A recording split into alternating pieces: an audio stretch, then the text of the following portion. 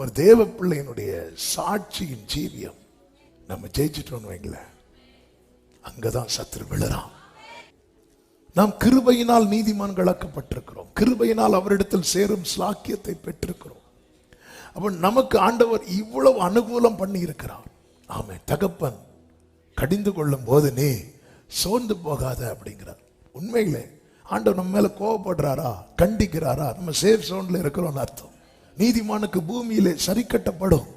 சில காரியங்கள் நிமித்தம் கர்த்தர் நம்மை சில சிற்றையை தரார்னா சந்தோஷப்படுங்க.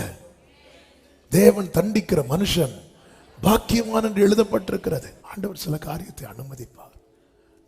நீதிமானுக்கு பூமியிலே சரி கட்டப்படும். அந்த அடி உள்றதுக்கு முன்னாடி ஒப்புரவாயிரணும்.